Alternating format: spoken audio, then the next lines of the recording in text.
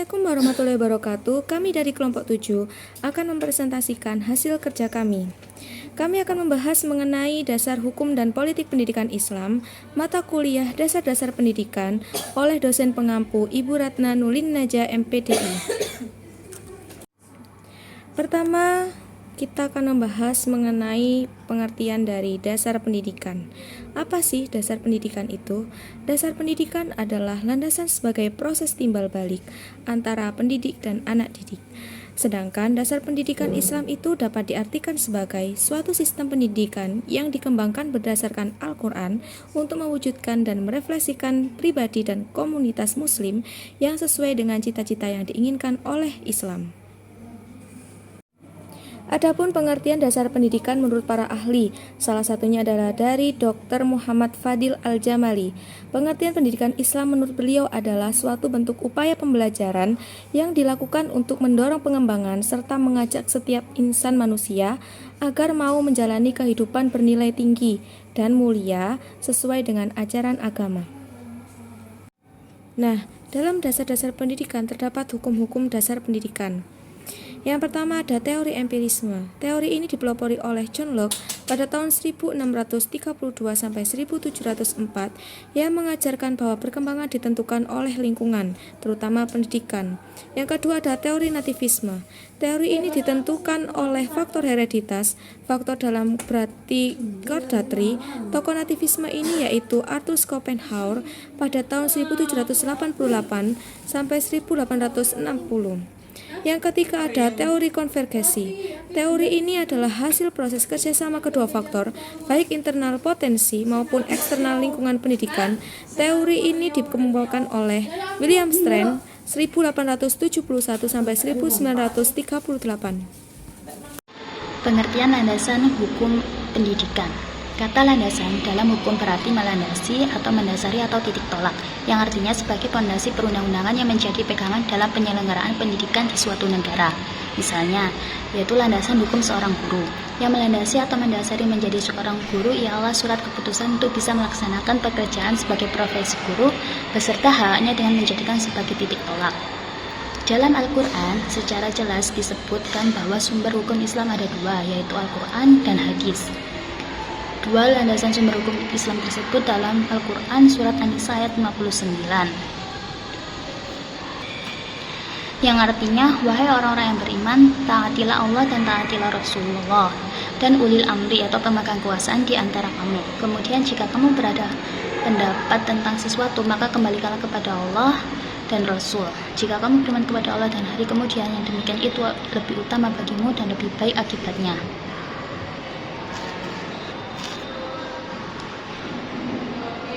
Lembaga-lembaga pendidikan, yaitu pertama lembaga keluarga. Keluarga sebagai unit terkecil dalam masyarakat terbentuk berdasarkan sukarela dan cinta yang asasi antara dua subjek manusia, yaitu suami dan istri.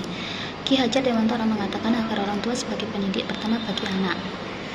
Motivasi pengabdian seorang tua ini semata-mata demi cinta kasih yang kodrati di dalam suasana cinta, dan kemesraan inilah proses pendidikan berlangsung selama umur anak itu dalam tanggung jawab keluarga atau orang tuanya. Kedua, lembaga sekolah. Lembaga sekolah ini meneruskan pembinaan yang telah diletakkan dasar-dasarnya dalam lingkungan keluarga. Sekolah menerima tanggung jawab pendidikan berdasar kepercayaan keluarga. Dan yang ketiga yaitu lembaga masyarakat. Masyarakat adalah wadah atau wahana pendidikan. Masyarakat dalam makna ini ialah lembaga atau perwujudan subjek pengelola dan kepemilikan bersama berdasarkan asas demokrasi, yang artinya masyarakat dengan fungsi pengelola menerima kepercayaan dan tanggung jawabnya oleh dari dan untuk masyarakat. Pengertian politik pendidikan. Politik pendidikan itu sendiri adalah penggunaan kekuasaan untuk mendesak kebijakan pendidikan, dapat bersifat keras dan lunak. Islam menyebut politik dengan istilah siasa. Jika yang dimaksud politik adalah siasa yang mengatur segenap urusan umat Islam, maka Islam sangat menekankan pentingnya siasa. Tetapi, jika siasa diartikan sebagai orientasi kekuasaan, maka sesungguhnya Islam memandang kekuasaan hanya sebagai sarana menyempurnakan pengabdian kepada Allah. Adapun makna politik pendidikan menurut para ahli, yaitu R. Hajar. Pengertian pendidikan politik adalah sebagai usaha membentuk manusia menjadi partisipan yang bertanggung jawab dalam politik. Pendidikan menurut Undang-Undang Dasar 1945.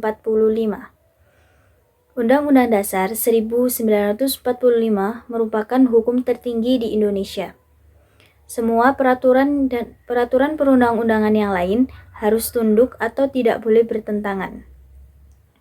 Pasal-pasal yang berhubungan dengan pendidikan dalam Undang-Undang Dasar 1945 hanya ada 2 pasal, yaitu Pasal 31 dan Pasal 32. Pasal 31 ayat 1 berbunyi, tiap-tiap warga negara berhak mendapatkan pengajaran. Pasal 31 ayat 2 berbunyi, pemerintah mengusahakan dan menyelenggarakan satu sistem pengajaran nasional yang diatur dengan undang-undang. Pasal ini mengharuskan pemerintah mengadakan satu sistem pendidikan nasional untuk memberi kesempatan kepada setiap warga negara mendapatkan pengajaran.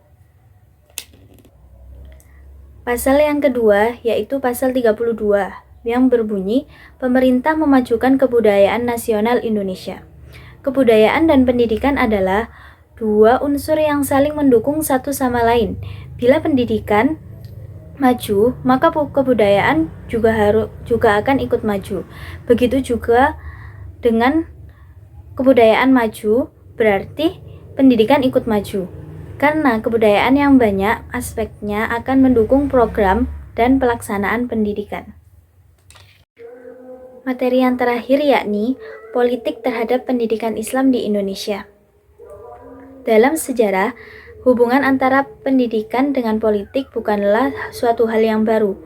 Sejak zaman Plato dan Aristoteles, para filsuf dan pemikir politik telah memberikan perhatian yang cukup intens terhadap persoalan politik. Dalam sejarah Islam misalnya, hubungan antara pendidikan dengan politik dapat dilacak sejak masa-masa pertumbuhan paling subur dalam lembaga pendidikan Islam.